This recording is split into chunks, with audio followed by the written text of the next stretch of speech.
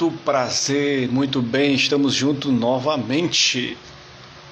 E quando estamos juntos por um propósito, para que a gente possa conversar com a personalidade do Brasil e do mundo, e principalmente uma personalidade do Ceará.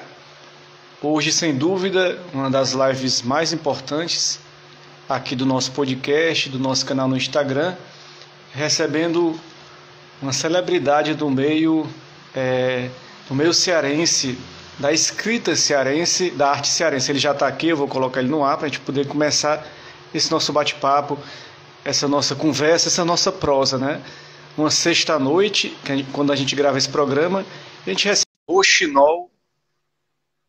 Rochinol do Rinaré, e a gente vai receber aqui, ele vai entrar agora para a gente conversar. Muito bem-vindo aí, Rochinol, prazer, uma boa noite. Muito feliz aqui estar com você aqui nessa noite aqui especial de sexta-feira, recebendo você na nossa casa, na casa de todo mundo que está nos escutando, né? Boa noite, Carlos. É um prazer, viu? Você me fez o convite, né? E eu aceitei de bom grado. Não nos conhecemos ainda, mas agradeço muito pelo convite. Esse momento, eu não sou muito de live também, mas esse momento que a gente está vivendo, a gente tem que se reinventar, né? Tem que se adaptar. É verdade, assim, eu já acompanho o seu trabalho há algum tempo, até já me encontrei com você, talvez você não se lembra, a gente frequentava ali o Centro Cultural Banco do Nordeste, lá tinha muitas atividades artísticas, quando era na Floriano Peixoto. Acho que se eu não me recordo, você frequentava muito ali a casa de referência do professor também. Frequentei muito aqueles cursos gratuitos, né, que eles faziam lá no Banco do Nordeste, quando era ali na Floriano Peixoto, e o centro de referência do professor, eu também fiz muita visita por ali. O tempo que a gente Pronto, ia, às vezes, na internet e tal. é verdade. Então lá a gente se encontrou. Você não me viu, mas eu vi você já era um destaque naquela época. E você, Nireuda Longo Bardi, Rochinol, querido amigo, já tem os seus fãs acompanhando aqui a live. Miranda é uma parceira, amiga, mora em São Paulo, né? Show gravadora. Já fizemos algumas parcerias de capas, de cordéis. Muito obrigado aí pelo prestígio, Miranda. Antônio Carlos da Silva, né? Como foi viver a infância aí no sertão do Ceará e no Maranhão, não é verdade? Você viveu nesses dois locais, assim, no seu começo ali? Exatamente. Eu nasci no Guinaré, que é a localidade de Quixadá. Hoje, por conta da emancipação, pertence a Banabuiú, é o primeiro distrito de Banabuiú, sertão central do Ceará, né? Mas, com 4 anos de idade, meu pai migrou para o Maranhão. Eu vivi uma boa parte da minha infância por lá também. Depois retornamos novamente ao Ceará e eu vivi parte da infância no Rinaré e parte da infância em Fortaleza, né? Que vim morar com o irmão mais velho, que inclusive é a minha grande referência como poeta, né? Aí você quer que E fale um pouco dessa... eu queria que você falasse um pouquinho, da maneira que você quiser, sobre essa questão da infância, como foi a sua infância nesses locais, porque às vezes a infância nos marca muito, né? E às vezes nos molda a nossa vida, né?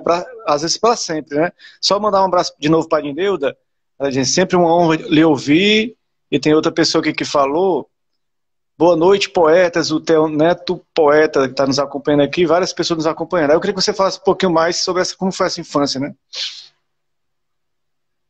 Pois é, uma infância de menino da década de 60 para 70, né? Do interior do estado. Acho que quem viveu esse período, né? Eu sou de 66, imagina mais ou menos como é que é, né? Sem brinquedo eletrônico, sem televisão, no máximo um rádio, né? E a gente era muito feliz, sim, graças a Deus. É, os entretenimentos era muitas vezes uma espécie de trabalho, né? Como as debulhas de feijão, que se reuniam as pessoas para ajudar os vizinhos a debulhar, e ali tinha um momento festivo que era a leitura dos romances, a contação de histórias de Trancoso, né? Esses trabalhos como a debulha de feijão, a farinhada, era ao mesmo tempo trabalho e festividade. Mas a gente também se divertia, como eu vivi, nasci Nasci e vivi, né, no interior onde tinha açude, né? A gente tomava banho de açude, pescava com anzol feito de alfinete, né? As brincadeiras também com gadinho de osso, que era juntas de animais, né? Que a gente juntava ali, bola de meias, todo esse tipo de brincadeira. A gente brincava, como, por exemplo, também era muito usual na minha época, a gente juntar carteira de cigarro, né? Opa, muito isso. A gente dava, como é que se diz? Cada carteira dessa tinha um valor, né? Era como se fosse dinheiro. A gente desmanchava e fazia como se fossem as notas, né? As mais raras eram mais caras, né?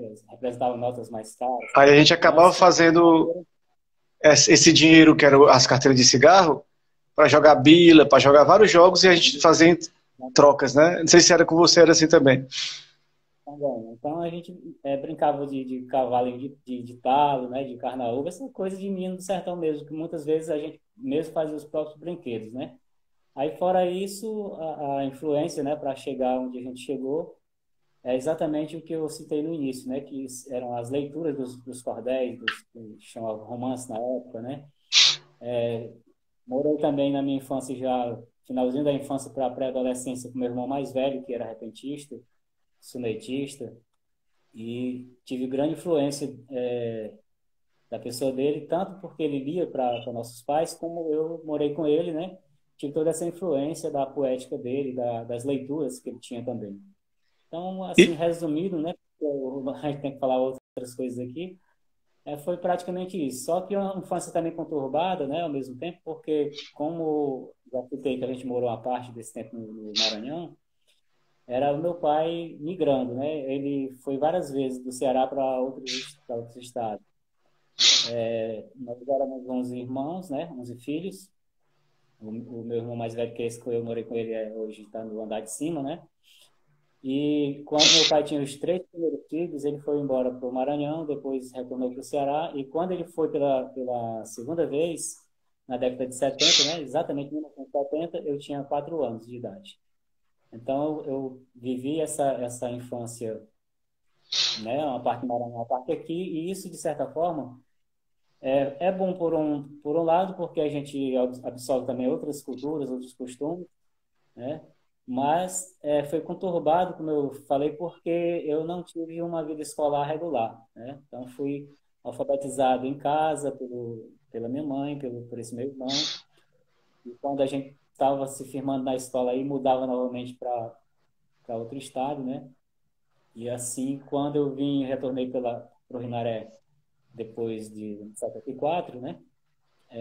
Eu passei muito tempo sem frequentar a escola porque ele morava mesmo lá nas Brenhas do interior e as escolas são na cidade, nós não tínhamos condições realmente, meu pai não tinha condição de me pôr na escola. E ele também não tinha tanto interesse assim, isso é a outra verdade. Meu pai, o interesse dele era que a gente trabalhasse e, de certa forma, são valores também que ele nos levou, né? A importância do trabalho também, a gente não pode negar que é importante.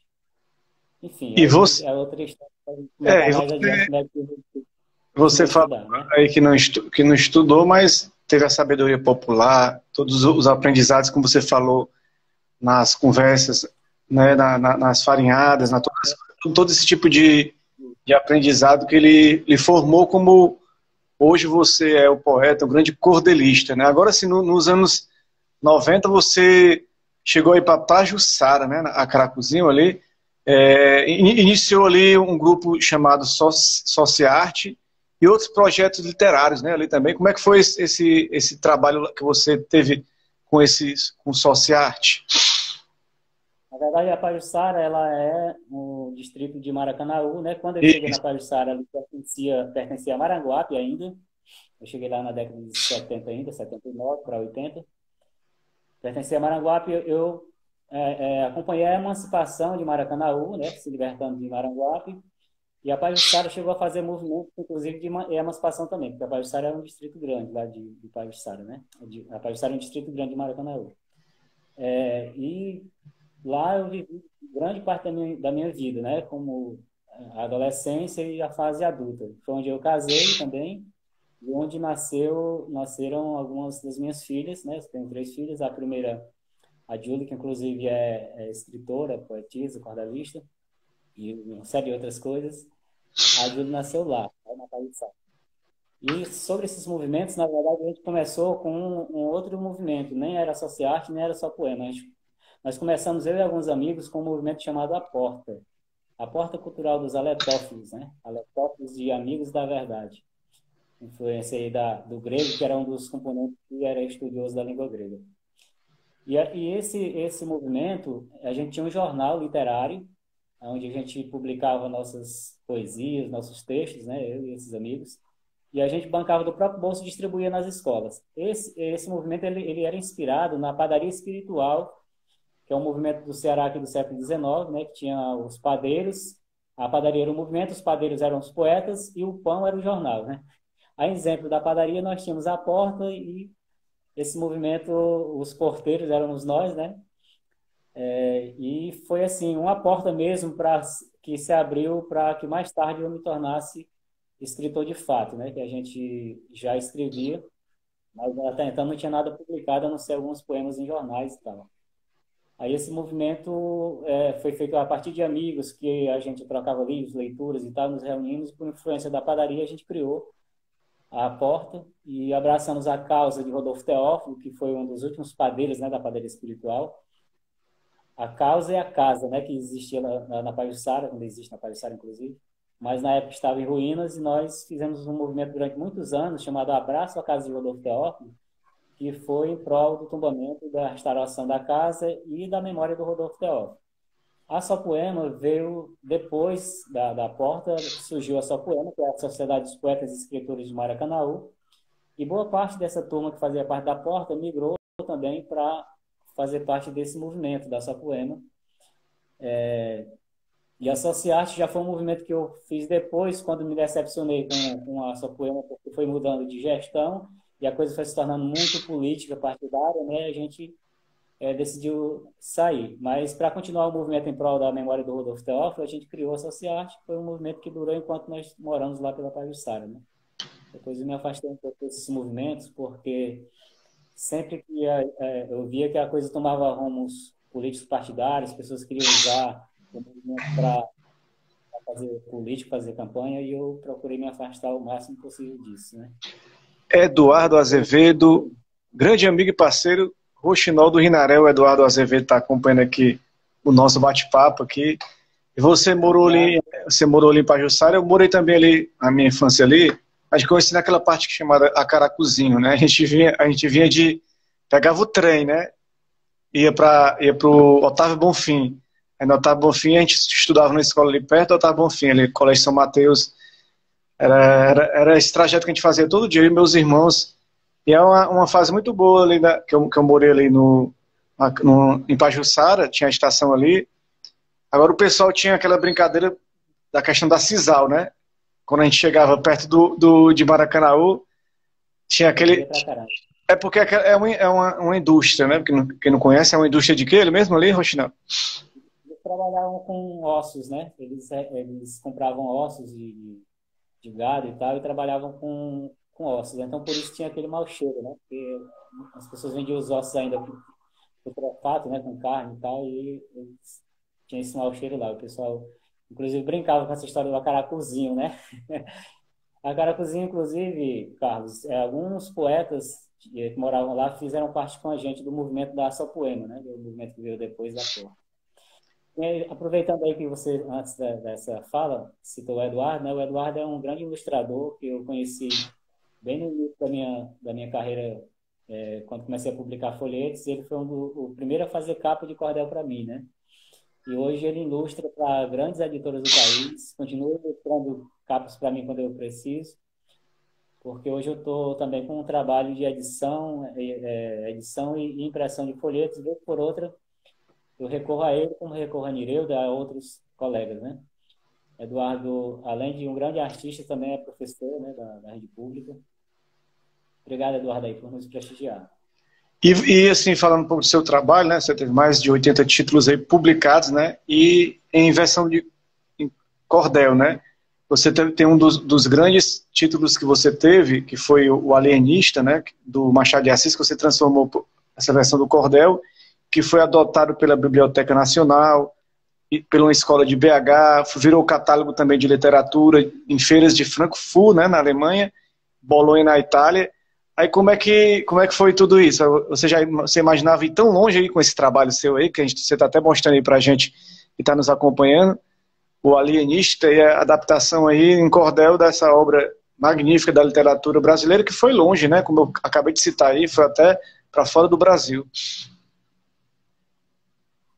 Na verdade, eu tenho mais de 100 cordéis atualmente publicados, e livros são mais de 30 livros por editoras diferentes. Esse livro que você citou, né, que eu mostrei aqui, O Alienista, alguns livros nossos, eles primeiro foram folhetos e depois passaram a ser livros, né? Do folheto, alguma editora encomendou e a gente cedeu para ser livro ilustrado. Tem uma versão primeiramente como folheto, depois livro. No caso do Alienista, não.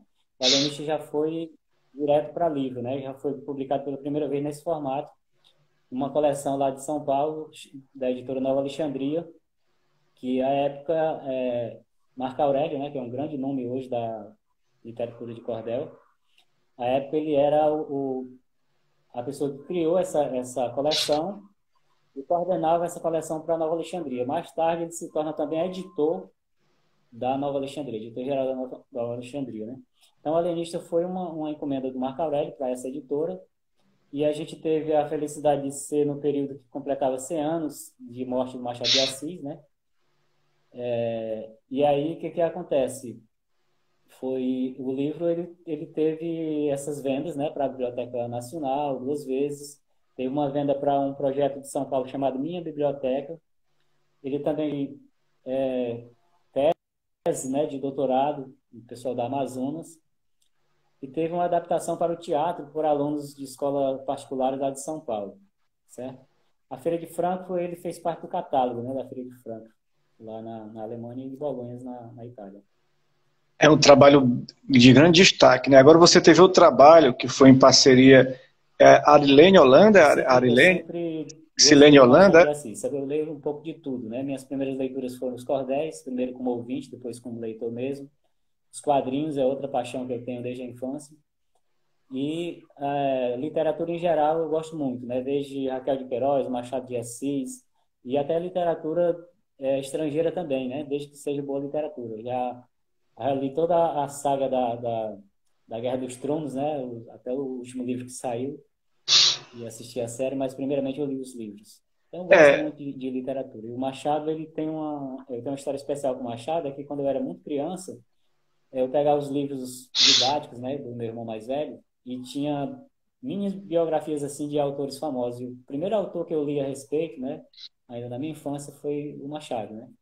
Sobre o Machado, uma biografia dele que dizia que ele era pobre, estudava com dificuldade, a luz da lamparina e tal, toda aquela história sofrida da vida do Machado me impressionava muito, né? Eu ficava sonhando que mais tarde eu poderia ser também um escritor, né?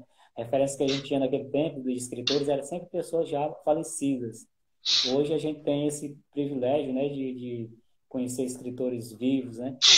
Eu já fui muitas vezes para as escolas, né, para conversar com alunos, e a gente vê aquela alegria dos alunos de conhecer um autor pessoalmente, coisa que eu não tive essa oportunidade na minha infância. Você falou aí sobre as Crônicas do Gelo e do Fogo, né? Que baseia a obra serial da HBO, que é Game of Thrones. Tá ouvindo, né? Não tá ouvindo? Pera aí.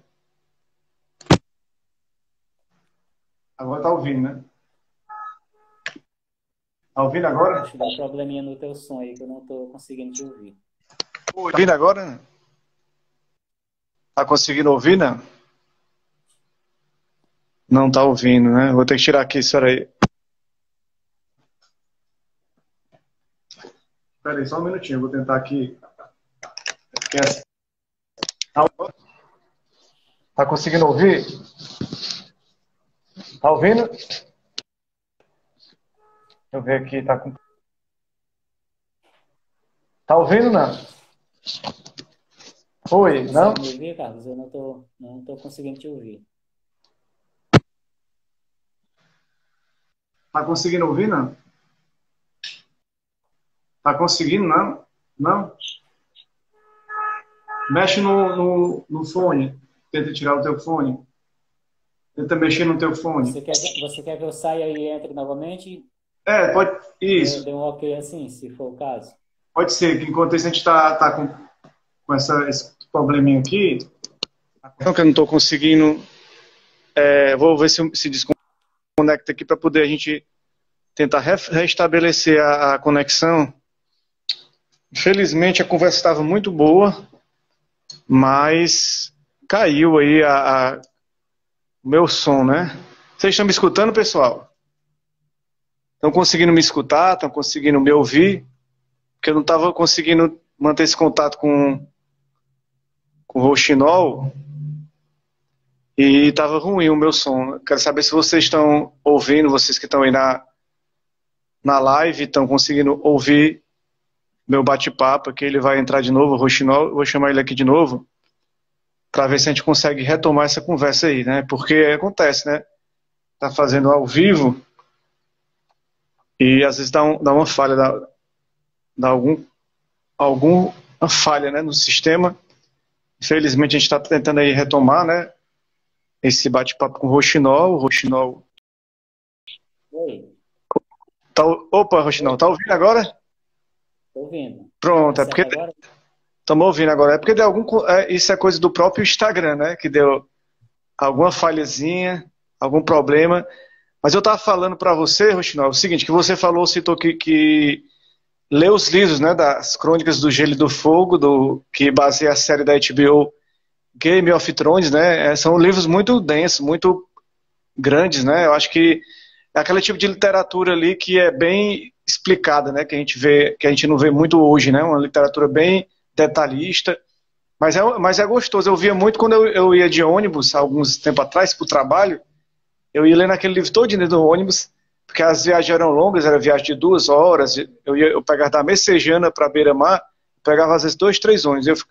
E dava tempo de ler o livro todo, assim, durante a viagem.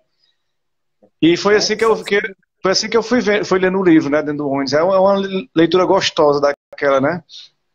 São livros grandes, né, de 500 páginas, 700 páginas, mas ao mesmo tempo, para a gente que tem costume de ler, não é tranquilo, né? E outra coisa, ele é dividido em capítulos curtos, que termina sempre num momento assim que você quer ver o capítulo seguinte, e isso vai lhe amarrando na leitura de forma, e quando você menos espera, tem lido 500 páginas brincando, né? É assim, agora se Então, você, meu amigo Rochinol, Anilton Freire, a Nireuda continua aqui, o Max nos decore. Agora você teve um trabalho seu, que é o criar, rimar e letrar, né? Que foi destaque em trabalhos acadêmicos. Você fez em parceria, não foi esse trabalho? Qual foi o objetivo desse trabalho que você fez? Tá aí também, né? O homem todo, tem todos aí, tá toda a prova aí, ó. A prova dos livros, a gente fala do livro e a gente consegue ver aqui esse trabalho aí. inclusive tem um selozinho aqui, ó, né, que eu estou destacando, que São Paulo. São São Paulo, que Paulo? ele foi adotado. Ele foi adotado para professores da rede pública de São Paulo. Foi vendido E o 23 que, mil livros. o que é esse livro? Criar, rimar e letrar. O que é que significa para quem não conhece ainda esse trabalho? Então, é um trabalho meu em parceria com a Arlene Holanda, onde a gente dá exatamente dicas de como o professor pode utilizar o cordel em sala de aula. A gente dá dicas também para aqueles que gostam, que querem escrever cordel e têm ainda dificuldade com a métrica, com a rima. E, além disso, traz muitas dicas, muitas biografias de autores famosos, né? Alguma coisa relacionada também ao patrimônio. Como a Arlene é formada em História, então tem um pouco dessa coisa também histórica dentro do livro, né, sobre o cordel. E a parte mais técnica é a parte que eu desenvolvo, que é exatamente o que eu faço nas oficinas, né? A parte técnica explicando sobre rima, sobre métrica, sobre construção textual de cordel. Então, dos 30 livros que eu tenho, esse é o único que destoa dos demais, no sentido de que os outros são literatura de cordel, né? Histórias ou algumas adaptações, coisas que eu criei ou adaptações. Alguns meus solo, alguns em parcerias, como eu tenho um livro que eu tenho parceria com meu irmão, né? Com o Evaristo, tenho alguns livros em parceria com ele. Um desses é esse trabalho, né? Que a gente pegou o Ramayana, que é um livro de mais de 500 páginas, e fizemos a adaptação em 200 estrofes. E esse Cordel Criar Rimar e Letrar, que o meu mais Darlene diz todos os demais nesse sentido, porque é um livro para o professor, para o curioso, Olha aí, para ó. o poeta que O quer Fred Edu, escrever. só te interrompendo, o Fred Edu que diz: esse eu tenho uso no meu cotidiano escolar. O Fred Edu, que é um dos que está usando esse livro que você citou aí, né? O Importante trabalho, né? Fred é meu irmão mais jovem Ah, dos essa irmã? 11. São quantos irmãos? Éramos 11, né? Hoje são 10, né? O mais velho com que eu morei, o Severino, é falecido. Na verdade, sim. O Godot, eu chamo de Godot, né? Que é o Fred aí nas redes sociais. Ele é escritor também, cordelista, assim como o Evaristo, né? Que eu já citei. O Armando, tem vários na família, né? Tem a filha também, a Ju, que é uma escritora, já citei aqui. Uma família de poetas. Agora, Rochinol, você recebeu alguns prêmios aí em concursos literários, né, em São Paulo, do MINC, né, do Ministério da Cultura, e também no Ceará. Isso aí ajudou a fortalecer seu trabalho, ajudou a propagar seu trabalho de alguma forma? Com certeza, né? O primeiro prêmio que eu recebi de literatura de cordel foi em 2002, que foi o primeiro lugar no primeiro concurso paulista de literatura de cordel, organizado pelo Metrô de São Paulo e a CPTM, que tinha à frente, na verdade, o jornalista Assis Ângelo, né? Que era o jornalista responsável pelo Metrô de São Paulo. Ele foi quem organizou porque já era uma pessoa que tinha essa sensibilidade para a cultura, pesquisa, aliás, que ele deve vir, né? Pesquisa música e cordel, e organizou esse concurso em 2002 que eu fui premiado em primeiro lugar. Na época, ninguém quase me conhecia ainda, né? A gente tinha só esse movimentozinho do jornal e alguns parais publicados pela Tupinanquim, editora do meu parceiro e amigo Clébson Viano. Então, eu considero que esse prêmio ele foi um divisor de águas, né? Porque a gente começou a aparecer nas mídias na época, né? Na televisão, nos jornais, né? Impressos e televisivos, e foi realmente divisor de águas para a nossa carreira como escritor. Depois vieram outros prêmios. Esse que você citou, do Mink, já foi bem recente, né? Já foi em 2010. 2010. Em 2010 eu fui premiado pelo Mink com o Justiceiro do Norte, que é um cordel meu que já teve 7 edições diferentes. E no mesmo ano eu fui premiado aqui no Ceará, num prêmio que homenageava o poeta Alberto Porfírio, aqui pelo Estado. Em 2012, nós tivemos uma premiação pelo Pike, né? Pike, Prosa e Poesia, que eles publicaram esse livro aqui.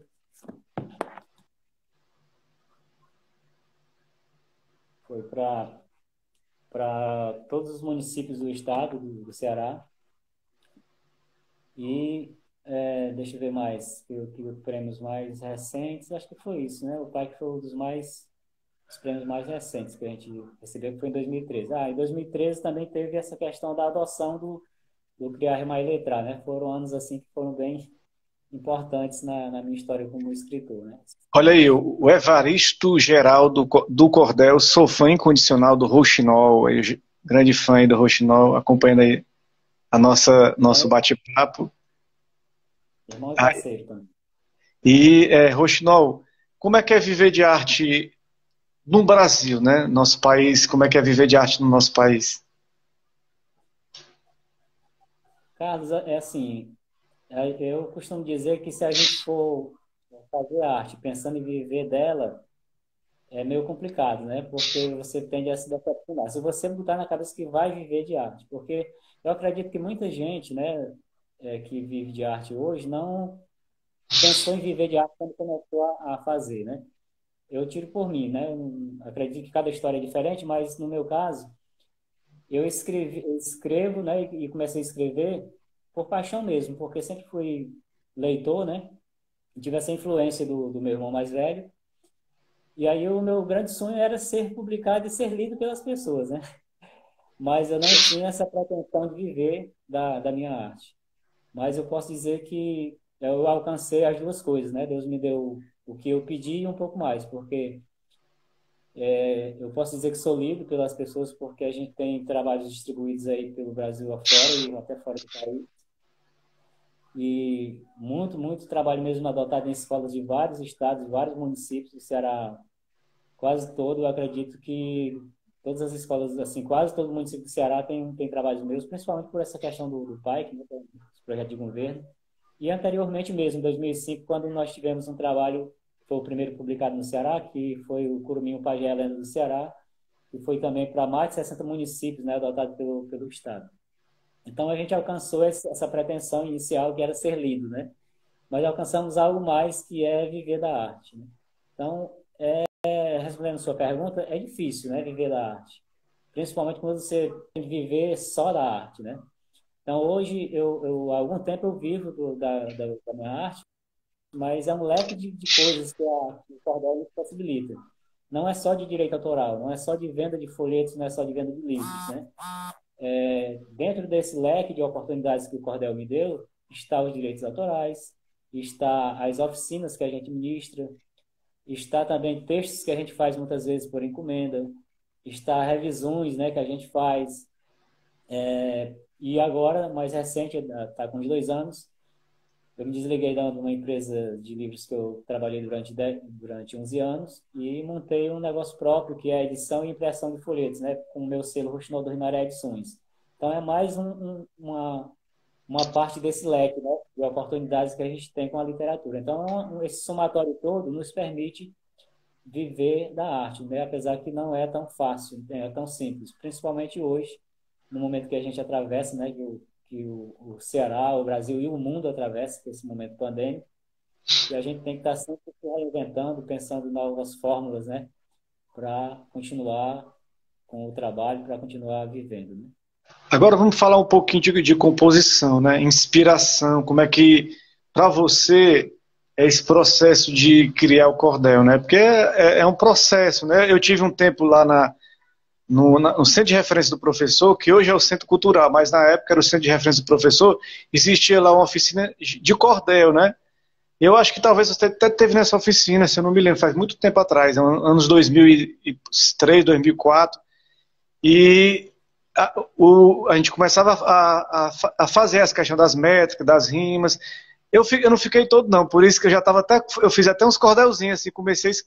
Eu fiz uns 2, 3 cordelzinhos, já estava ficando até legal, eu estava gostando. Só que eu acabei não terminando, aí eu perdi o rumo, não sei como é que eu faço mais. Mas eu queria que você falasse para a pessoa leiga que está nos vendo agora, pelo menos um pouquinho de como é que é essa composição, assim, para a pessoa que quer fazer cordel e não sabe nem para onde é que vai, né? Eu acredito que o centro de referência, que você está se referindo às oficinas, era os trabalhos que o poeta Zé Maria, repentista, realizava lá pela prefeitura de Fortaleza, né? Pela Secutifor, eu acho, na época. Não sei se já era Secutifor. Eu sei que o Zé Maria ministrava uns cursos lá que duravam até 6 meses, né? De poetura de cordel. Eu participei assistindo, depois assumi, vezes quando ele viajava, eu assumia como professor também, né? E eu ministrei também durante muitos anos pela editora IMEP, no projeto deles nas ondas da leitura. Ministrei dentro de eventos como o Festival Internacional de Repentistas e Trovadores, né?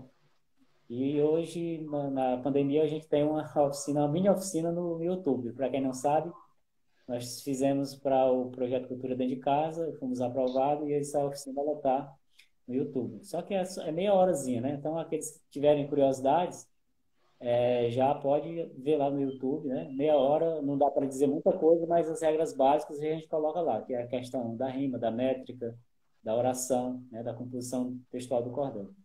Eu vou tentar responder aqui a tua pergunta de alguma forma. Acho que você perguntou primeiro sobre a questão da inspiração, né? E que eu falasse um pouquinho sobre essa questão da construção textual, não é isso? Isso. Então, Carlos, eu acho que no nosso caso, que a gente tem o contato com o cordel desde a infância, primeiro como ouvinte, depois como leitor, se torna uma coisa muito, muito prática para nós, né? Quando eu digo nós, eu me refiro a mim e a minha geração, né? Pessoas como o Evaristo, como o Clévio Suriano, o Marco Aurélio, o saudoso Arievaldo, são pessoas que eu posso citar aqui, né? E muitos outros que viveram essa infância que eu vivi, que é rodeado de cordéis, né? De leitura, de boas leituras. Então, eu costumo dizer que quem quer escrever, ele precisa ser, antes de tudo, um grande leitor. E, principalmente, você precisa ler tudo, mas também, principalmente, o gênero que você pretende escrever. Então, é impossível alguém escrever cordel se ele não for leitor de cordel. Primeiramente, leitor de cordel, né? Então, eu tive essa facilidade de, desde a infância, de ser leitor de cordel. Então, essa é a primeira, acho que a primeira regra, né, para quem quer escrever. Mas, retomando aqui a história da inspiração, eu estava falando que é uma coisa muito natural por conta dessa nossa vivência, né? Mas a gente escreve de várias formas. Existe aqueles textos por encomenda que a gente tem um prazo e às vezes a gente faz dentro de 1 hora, dependendo do texto, 2 horas, você desenvolve um texto. Tem aqueles textos que são mais complexos, né? Esse trabalho que eu fiz com o Evaristo, que eu já mostrei aqui, foi a adaptação do Ramayana. A gente teve que ler um livro de 500 páginas, teve que ver referências de filme, para ver a pronúncia das palavras, para não errar rima nem métrica. Então, foi um trabalho que durou uns 15 dias e em parceria com ele, né? E tem aqueles trabalhos que às vezes duram meses, porque você vai fazer uma série de pesquisas. Isso eu estou me referindo aos trabalhos por encomenda. Mas existe também aquela coisa que surge realmente da inspiração. Trabalhos que você imagina, eu vou fazer e tal, e começa a maturar a ideia e desenvolve o trabalho, né? Então, eu fiz, dentro desses mais de 100 cordéis, eu fiz trabalhos de adaptações, mas fiz também trabalhos de criação própria, né? Como, por exemplo, o já citado Justiceiro do Norte. Vou mostrar aqui a última edição dele, que é uma edição comemorativa dos 20 anos de criação. E esse trabalho foi um trabalho totalmente criado por mim, por meio da inspiração mesmo, né? Eu comecei a imaginar essa história e ela tem, claro, influências das minhas vivências, das histórias que meu pai contava, tem influência das minhas leituras também, inclusive da revista Tex, né, que é o faroeste de quadrinhos que eu coleciono há muitos anos. Então, ela tem uma série de influências, mas a história é uma história que eu criei, situada no Quixadá, né, lugar que eu nasci, e que ela termina na Amazônia. Começa no período da seca de 1900, aí eu abordo essa questão da seca, do latifundiário, do coronelismo, né, no Brasil, no Ceará, no Nordeste, e abordo também a questão dos índios na Amazônia, do Seringal, enfim. Tá dentro de um ambiente real, mas é uma história fictícia, personagem fictício, apesar das várias influências que o leitor vai perceber quando pega o romance para ler, né? A gente chama de romance porque é uma história realmente como um romance em versos, né? Com início, meio e fim, com personagens, com a trama bem bolada. Então, esse é o tipo de trabalho que eu posso citar que foi feito a partir de inspiração e durou tempo, né? Para poder maturar e desenvolver. E existe aqueles trabalhos também que não são encomendas, mas que a gente é motivado a fazer, como foi o caso do segundo concurso paulista de literatura de cordel, que o primeiro era sobre o metrô e o segundo tinha um tema livre. E aí eu desenvolvi no segundo concurso esse cordel que estava acontecendo a guerra em 2003, estava acontecendo a guerra entre o Iraque, né, e os Estados Unidos, e eu imaginei uma história de uma mulher que perdia o esposo, os filhos na guerra. A história dos martírios de uma mãe iraquiana é mais uma dessas histórias que eu criei, mas ambientada também no período real e dentro de uma realidade que a gente estava vivendo, né, o mundo estava vivendo naquele período, 2003. Existe essa coisa da inspiração, né? E existe a transpiração também, a necessidade de você escrever porque alguém encomendou e você domina a técnica e você fica realizando o trabalho. Eu acredito que quando é por meio da inspiração, o trabalho ele sai melhor, né? Ele sai mais poético, sai mais bonito. Já fiz trabalhos por encomenda que a gente consegue colocar poesia nele também, mas eu acredito que quando é um trabalho com mais tempo, com inspiração, realmente ele vai sair bem mais bonito. Aí eu posso dar aqui as dicas sobre as técnicas ou deixo o pessoal pesquisar lá no YouTube? Já fugiu de novo o teu som para mim aqui, Carlos. Não sei se o povo está me ouvindo.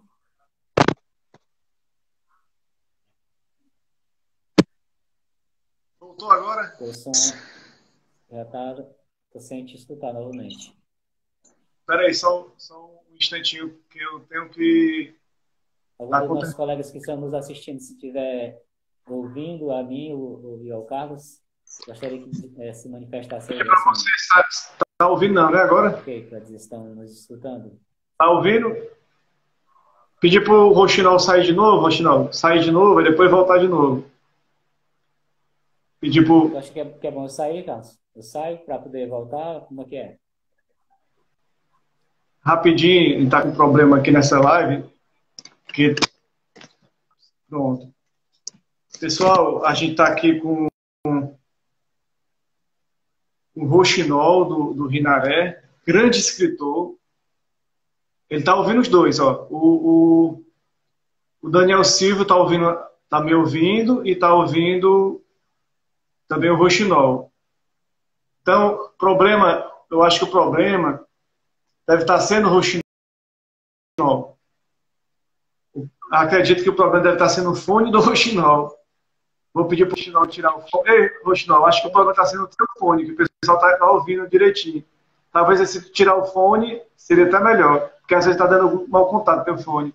Eu vou Porque tirar o o fone e pessoal, vou porque tentar o falar pessoal disse que próximo. está ouvindo os dois. Então, talvez seja, se der para tu falar mesmo o fone, porque talvez o mau contato do fone, né? Tá ouvindo agora? Estou ouvindo bem. Você está me escutando Pronto, também? eu acho que foi o mau contato do fone. Às vezes acontece, né? Mas, Tá Rochinol, sendo assim. é tecnologia, né? A gente tem que se adaptar. Um abraço para o Fred, que está acompanhando, a Nireuda continua acompanhando, e um abraço para o Daniel Silva, que é o escritor também nos acompanhando. Eu estava falando sobre essa questão, né? Que você que fala um pouquinho de tudo, é um escritor que fala de amor, de cultura, fala de crítica social, né?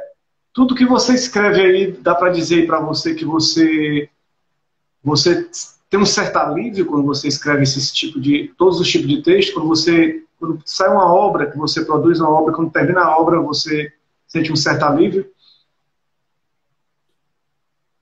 Não entendi bem, Carlos, a pergunta. Assim, quando você faz uma obra, seja sobre qual tema for, né? Sobre que tipo de tema que for. Quando você termina a obra, qual a sensação, melhor dizendo, que você tem quando você termina a obra, aquele tipo de obra? É de realização mesmo, né? Porque principalmente quando é um trabalho que a gente bota na cabeça que vai desenvolver, vai realizar. Muitas vezes tem trabalhos que a gente começa que não é coisas de encomenda, coisa que a gente mesmo quer realizar, e a gente faz, encosta por ali, né? Eu tenho muitos trabalhos inacabados, inclusive alguns em andamento, né?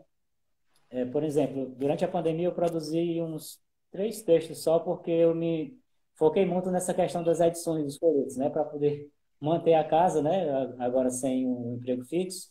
Aí eu foquei mais em fazer as revisões de alguns escritores que nos procuram e fazer as edições dos poetas que nos procuravam. Então, durante a pandemia, eu ainda consegui produzir esse folheto, que é uma versão minha para o personagem João Grilo, né? E fiz recente, por conta do concurso da Anísia Floresta, eu fiz esse trabalho. E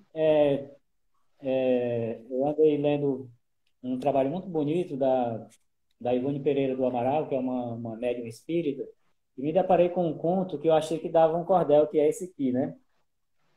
E fiz também durante a pandemia. Esse trabalho ele tem 32 páginas.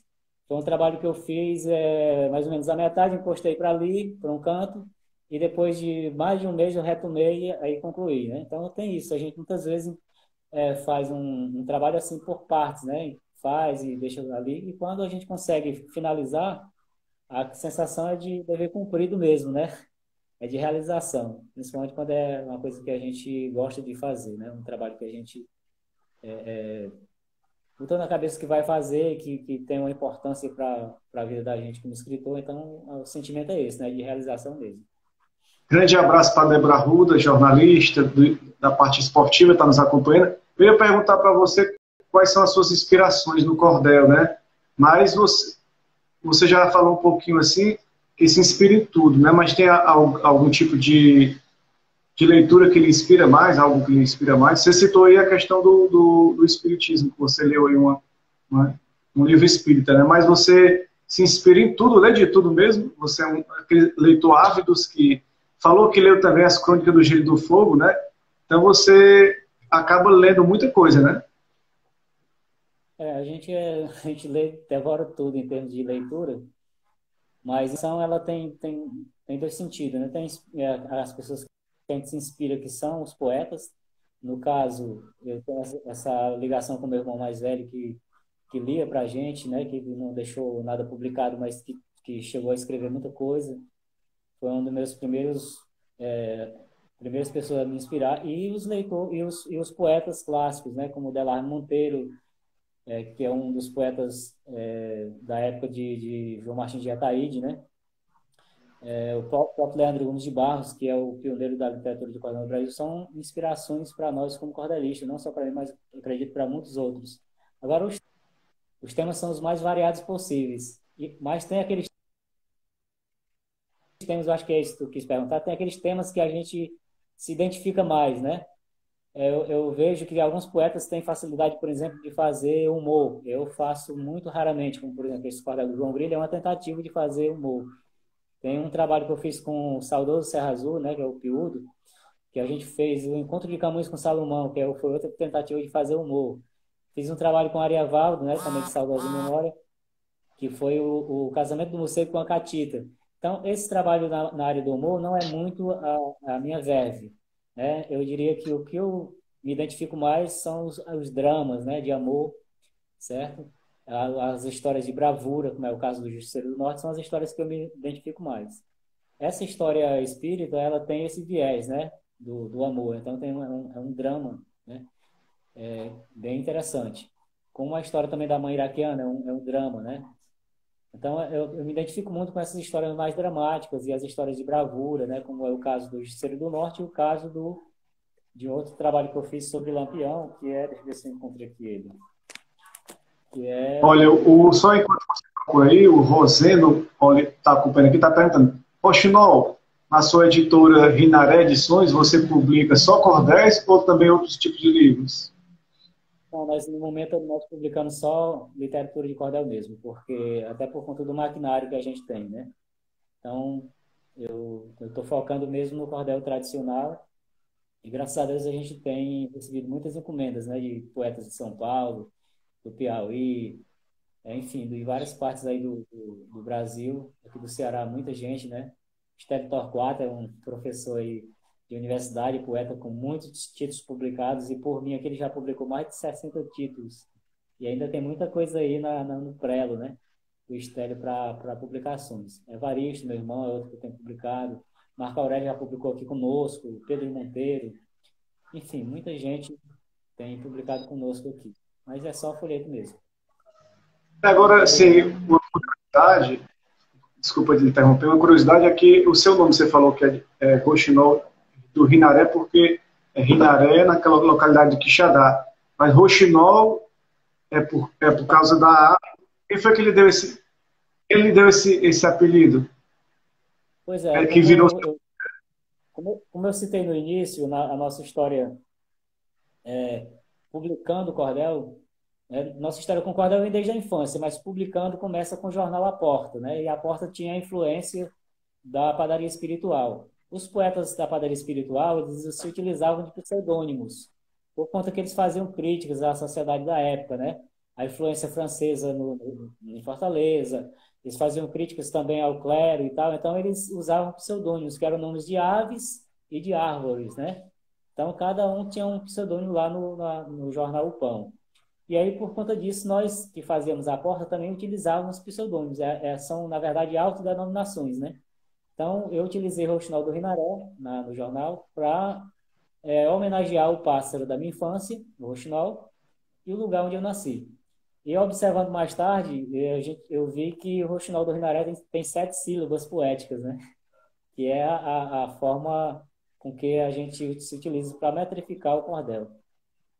E quando foi em 2002 que eu participei do concurso literário em São Paulo, precisava de um pseudônimo. E eu utilizei o Rouxinol do Rinaré porque até então ninguém me conhecia assim, né?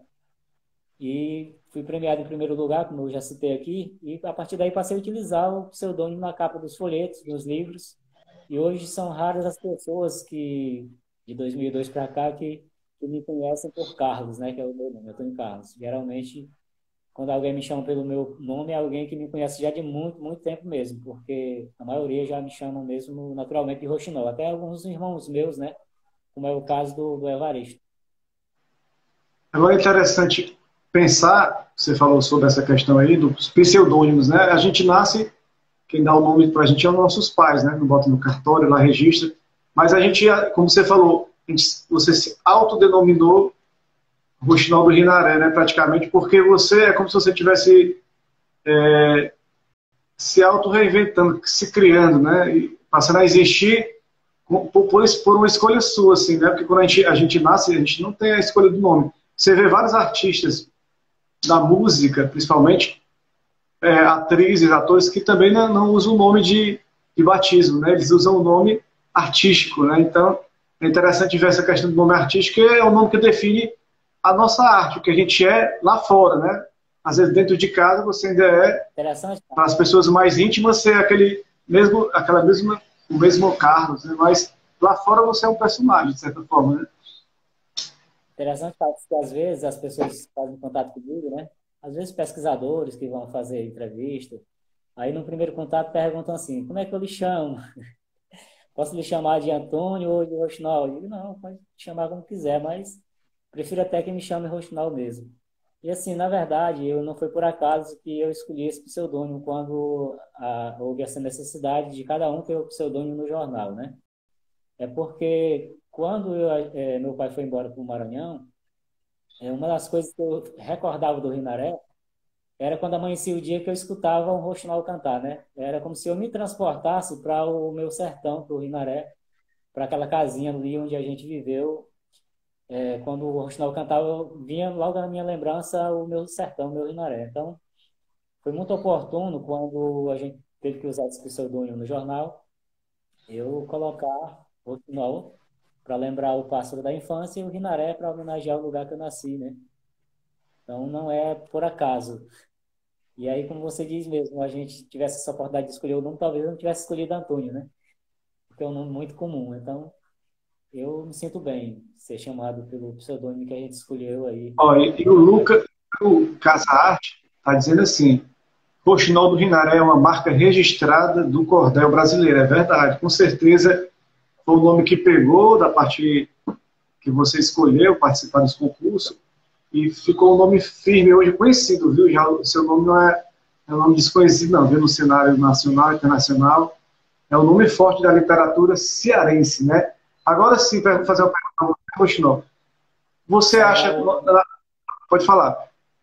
Saudar o Lucarocas, né, que fez essa participação. O Lucarocas é nosso amigo. Já trabalhamos junto aí, ministrando oficinas em Calcaia uma vez, né? E é parceiro aí das feiras, é um grande poeta. Só para saudar. Grande Lucarocas. Ele está corrigindo aqui que eu citei o nome dele, mas eu não sabia. Estava tudo junto aqui, não tava... Mas é Lucarocas. Grande abraço, Lucarocas. Agora, Rouxinol, assim, na sua opinião, o poder público que deve incentivar a arte, ou a arte surge naturalmente assim na nossa sociedade?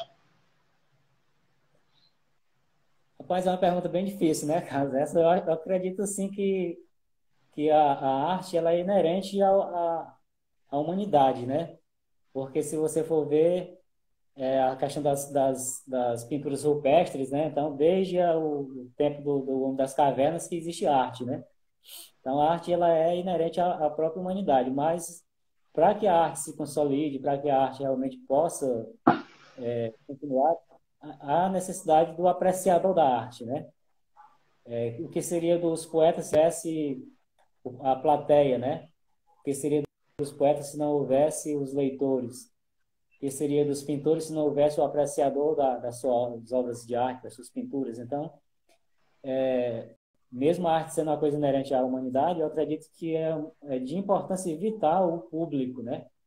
Que prestigie essa arte, para que essa arte se consolide, para que esse poeta, esse artista, possa ter esse incentivo para continuar produzindo arte, né? Eu me lembro que o Centro Cultural Banco do Nordeste, o BNB, que a gente frequentava lá, era inclusive uma das logomarcas dele, né? É Centro Formador de Plateias, né? E as pessoas era um local que incentivava a formar plateias. Hoje eu vejo aquele Silvério Pereira, que está um grande ator da Globo, eu vi eles fazendo um monólogo ali no Centro Cultural Banco do Nordeste, só tinha eu e mais 3 pessoas na plateia, eu me lembro como se fosse hoje ainda. E hoje ele é um grande artista, né? E surgiu ali naquele trabalho ali do Centro Cultural, como outros artistas surgiram ali nesse espaço que é preciso, né? Que o poder público, no caso, incentive certos artistas a mostrar o seu trabalho, né? Porque senão a pessoa vai ter que fazer um trabalho, vai ter que ter outro ganha-pão, né? Se ele não tiver incentivo do poder público. Agora, Rochinol, assim, qual o seu maior medo hoje no dia do mundo? Você tem algum medo que você tem? O maior medo que você guarda hoje? Rapaz, medo, brincadeira à parte, né? Medo mesmo eu só tenho, acho que é o medo de todo baixinho, medo de altura. É tanto que, é tanto que às vezes até eu sonho caindo, né? Isso é um sonho recorrente, assim, desde a minha infância. Sonho subindo alguma coisa e com medo de cair. Eu acho que esse é o meu grande medo, mas no mais eu acredito que não tenho tanto medo porque a gente tem confiança naquele Pai lá de cima, né? Que nos ampara. Então, mesmo nesse momento difícil que a gente está passando, a gente tem o conforto de saber, primeiramente, que não é uma coisa isolada, né? Não é só eu, não é só você, é o mundo todo que está passando por essa dificuldade. E eu, eu posso dizer que tenho essa confiança porque durante esse período da pandemia, por incrível que pareça, não houve assim uma queda, né, no sentido financeiro para mim. Então, mesmo eu não sendo uma pessoa muito midiática, né, como voltados para essa questão da mídia e tal, mas eu tive muita ajuda, né, da minha filha que já tem essa facilidade, né, com as mídias sociais, que é a Ju, e a gente foi se reinventando de forma que, graças a Deus, não nos tem faltado o trabalho, não nos tem faltado o pão. Então, eu não gostaria de passar essa mensagem de medo, mas a mensagem de confiança, né?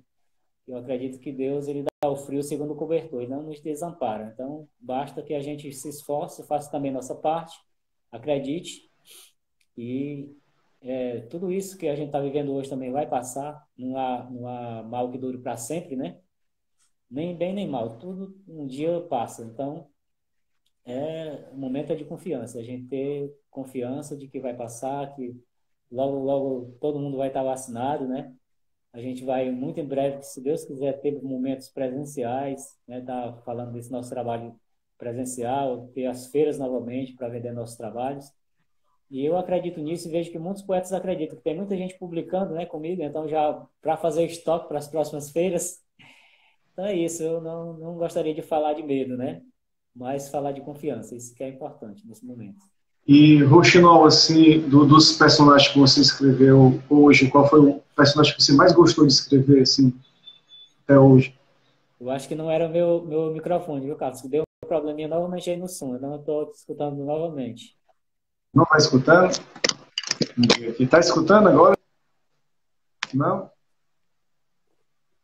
Agora deu problema. De novo. Eita. Agora, não?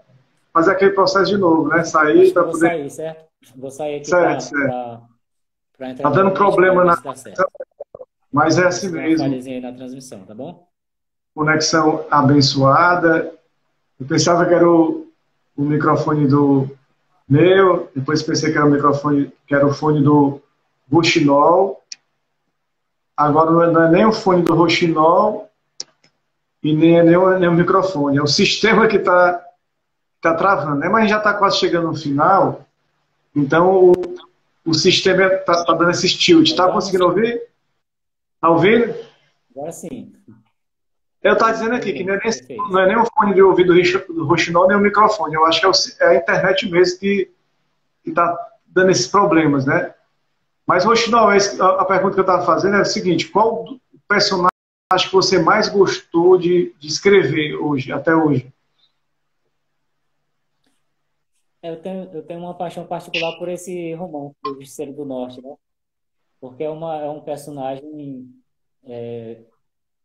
que tem muito a ver com as minhas vivências, né? Com as histórias que meu pai contava, porque dentro dessa história tem o cangaço, tem as questões das secas no Nordeste, tem a questão dos latifundiários, e isso é uma coisa que está muito ligado com a minha história, porque por parte de mãe, o meu avô era fazendeiro, mas já por parte de pai, os meus avós foram moradores, né? Dos doutores, foram foram peões dos latifundiários, né? Então, esse romance ele tem toda essa coisa da minha história, da minha vivência embutida nele, né?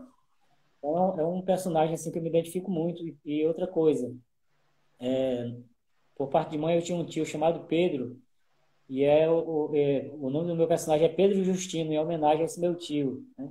Então tem uma série de coisas, de influências nesse romance que torna ele muito especial para mim. Apesar que muitos cordéis meus se transformaram mais tarde em livros, e esse ainda não, né? Ele teve, no máximo, ele teve uma versão assim mais ampliada, ó, uma versão colorizada, né, pelo João Oliveira, com ilustrações internas do Aníbal Freires, estávamos assistindo há pouco, um formatinho maior, né, se a gente botar aqui junto os dois, certo? Você vê que são tamanhos diferentes, o tradicional e um tamanho maior.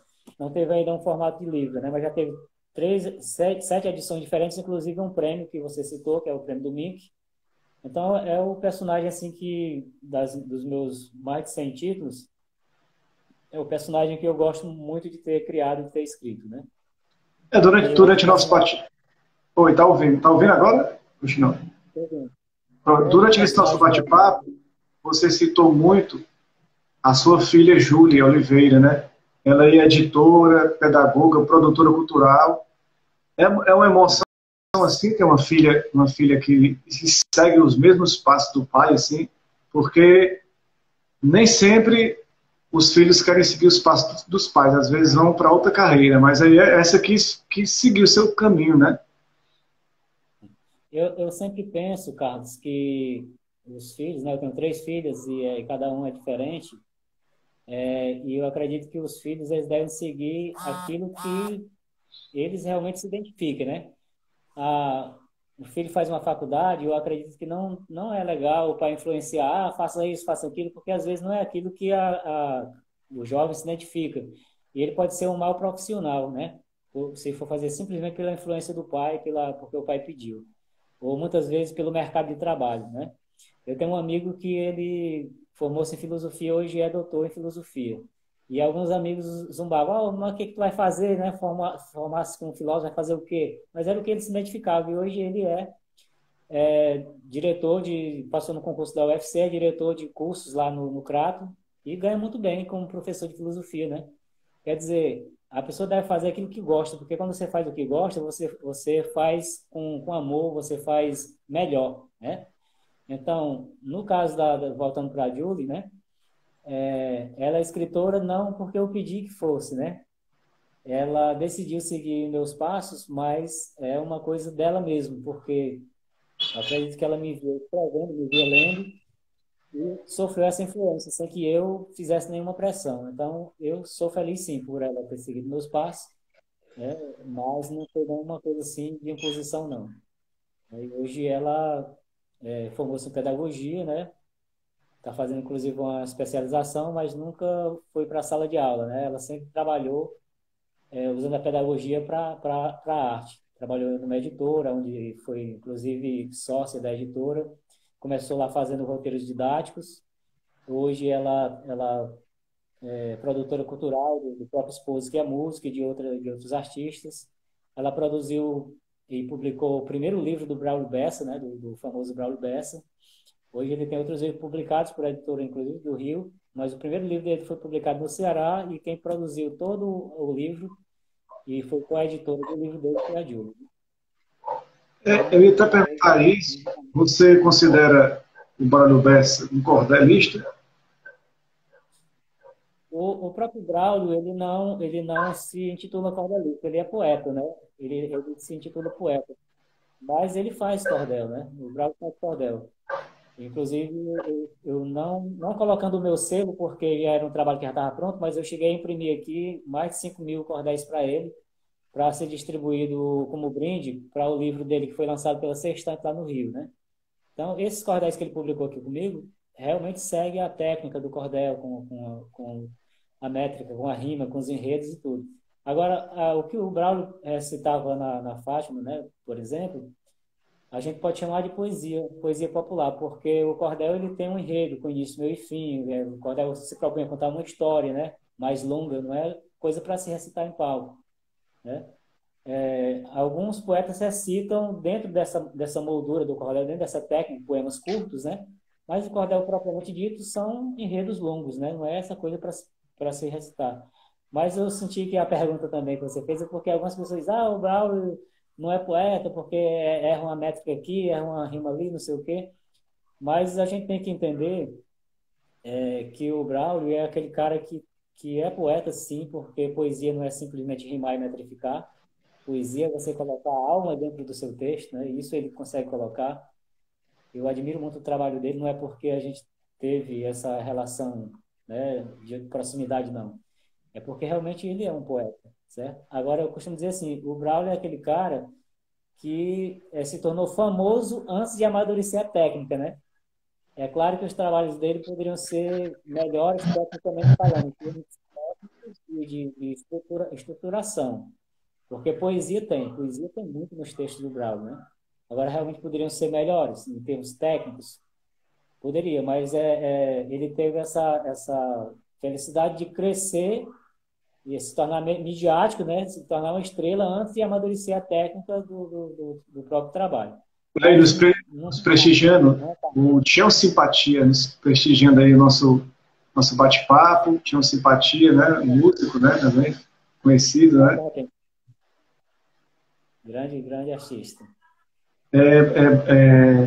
Rochinol, quais são os planos para você, para o futuro, assim, do seu trabalho? Os planos para o futuro é, se Deus quiser, né? Que essa pandemia passe e a gente retorne aí às feiras. Eu sinto muita saudade das feiras, das bienais, da outra feira também que nós tínhamos aqui em Fortaleza, que o Clécio esteve à frente, e nós também participamos na parte lá da curadoria junto com ele e expondo, né? Que é a Feira do Cordel Brasileiro. Já estava na quarta edição, acontecia ali na Caixa Cultural de Fortaleza. Então, esses momentos são momentos que a gente sente muita saudade, né? Que a pandemia parece que já faz 10 anos que a gente está nesse momento de isolamento, né? Então, o plano que eu tenho para o futuro é que Deus nos dê o mais breve possível essa oportunidade de voltar aos eventos presenciais. E meu plano é esse, é continuar publicando, né, os poetas, publicando os meus textos, continuar produzindo coisas. Mesmo bem pertinho da pandemia começar, nós conseguimos ainda, por meio do trabalho que a Júlia faz de agenciamento, conseguimos colocar 2 textos para publicar numa editora, né, que é a Terra da Luz aqui de Fortaleza. Esses textos estão já com um contrato assinado, mas por conta da pandemia teve uma pausa, né? Eu espero que quando voltar à normalidade, esses filhos nasçam, né? E outros que a gente está produzindo. Agora mesmo eu estou com um trabalho, está em andamento, é um trabalho a pedido do Anilton Freires, né, que entrou aqui na live no começo. Ele é quadrinista e ele faz a arte e os próprios roteiros. E como a gente tem amizade de muitos anos, inclusive essa blusa que eu estou vestindo aqui, né, que é a mesma que está no cartaz de divulgação, é a arte dele, né? Então o Anilton me solicitou que eu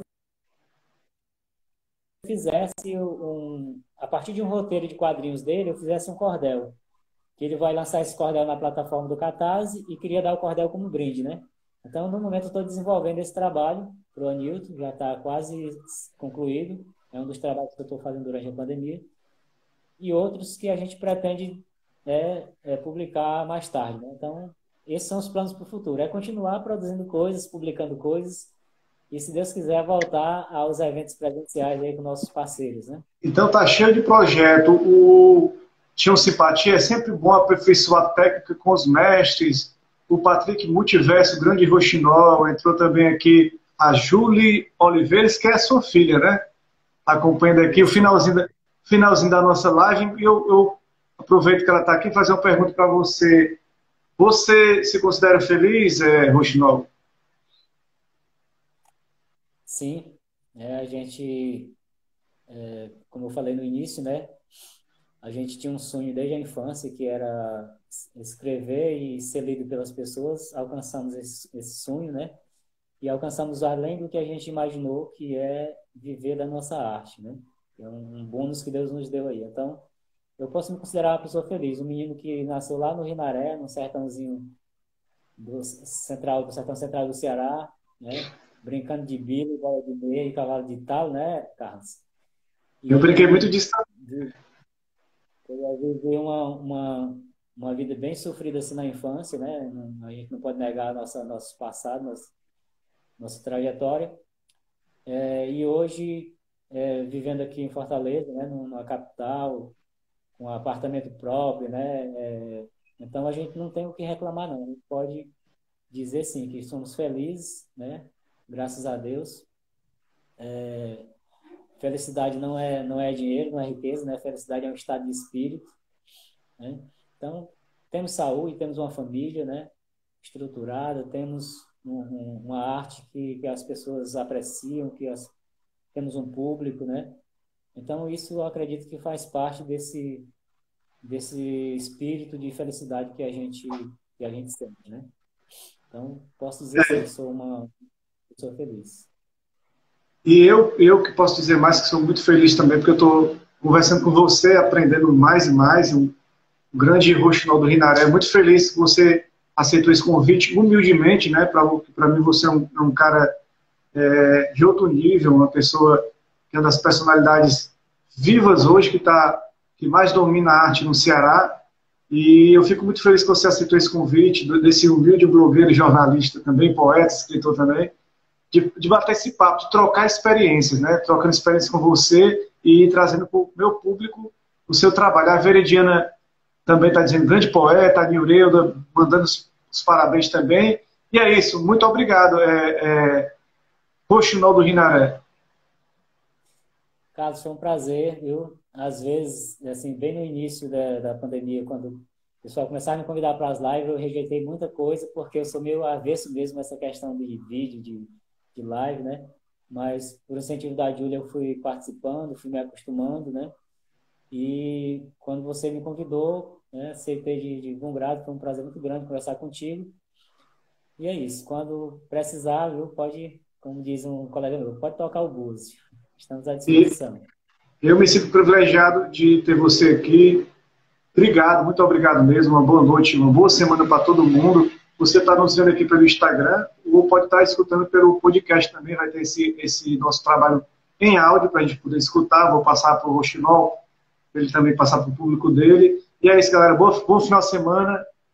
Fica com Deus. Tchau, tchau. E também, falando aqui, só para terminar, a Veridiane com a Juliane, tem a quem puxar, tem mesmo. Viu? Um grande abraço.